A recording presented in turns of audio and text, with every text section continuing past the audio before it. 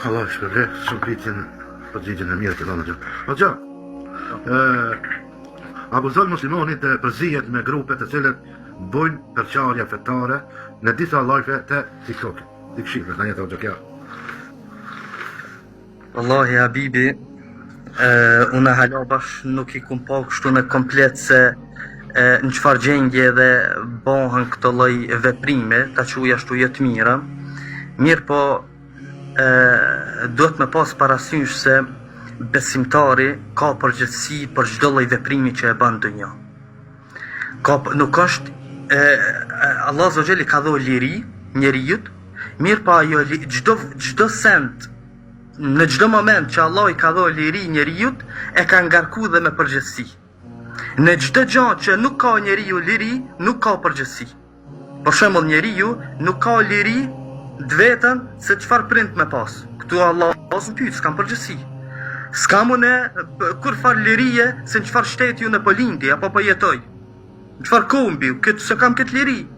E këtu në nuk kam as përgjegjësi, mirë po, në gjëra që Allah na ka dhënë liri, për shembull, Allah na ka dhënë liri me fol çka dush. Na ka dhënë liri me vepru me gjymtyr tona çka dojmë.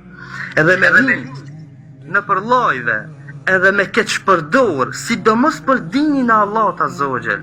Kjo është shumë e rrezikshme. Të folurit për dinin e Allahut pa dije apo me njohuri të cekta, kjo është prej mëkateve më të mëdha.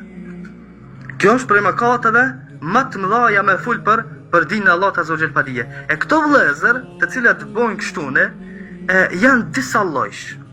Ka mundësi mu kon të paditur, e ndëgjo pak që aty një ligjerat, ndëgjo pak një diçka tjetër që aty, lexo pak një hadith, lexo një ajet, e ka kuptu që ka kuptu vet, e ka mësu një emët një djetarit aty, edhe tash del edhe ban kitë fejen e qet me një ajet, kitë fejen e qet me një hadith, krejt fejen e qet do me thonë me një emët një djetarit. Edhe ma shumë ky ban luga, ma shumë ban shkatërim se sa ban mirë edhe hajër. Për këtë arsye, besimtar largu me xhliseve ku nuk përmendet Allahu Azza wa Jall sinqerisht. Duhet me ju largu edhe me xhliseve dhe llojeve të tilla ku do me thonë bohen keqpërdorime të gjërave të caktuara posaçërisht dinit Allahut Azza wa Jall. Flet për dinin e Allahut Azza wa Jall, e ku të folsh habibi, Fatmir vllau, ku të jesh ti në live, edhe duke fol, për shembull duke bën fitnë në mes të muslimanëve. Çka je duke bën? Ore minuti je duke përmend filanin, ore minuti dosh me shpif për filanin, ore minuti dosh me përgoju për filanin, dosh me bo veprime jetë të mësot ti vazhdimisht je filani halani. Mirë po nëse ti e ki live-in këtë formë i thirr njerëzit adekuat që kanë kry shkollë për dinin e Allahut dhe me të spjegu për dinin e Allahut Azza wa Jall, është gjithçka në rregull.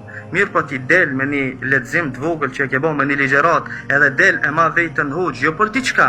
Po ti e ke ngarku vetveten tënde, do vllavjem, se mu kur zhos në ban, as ati tjetrit, po e ke ngarku vetveten tënde, e pastaj ditën llogaris më shumë ki me dhon xheva për këto gjëra, se ndoshta për mëkatet të cilat vazhdimisht na I mendojmë, a u kupton se mos kina bë ku me ditë diçka të madhe.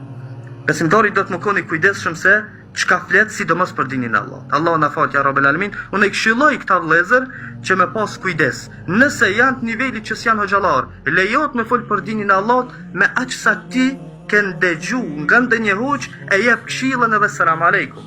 Amo me hi për gjykimet e tilla, me hi me bo gjykimet në dinin e Allahut, pa kry shkollë, pa bo studime rreth dinit Allahut Azza wa Jall, me bo studime si duhet, habibi ti e ke ngarku vetveten tënde me një diçka që kur ta shifsh veten ditën e gjykimit ki mu trishtu pi vetvetes tënde. Allahu uftja Rabbel Alamin. Allah e shpërblet, shumë mirë ka folur dhe. O gjë, shkojna me pyetjen e radhës.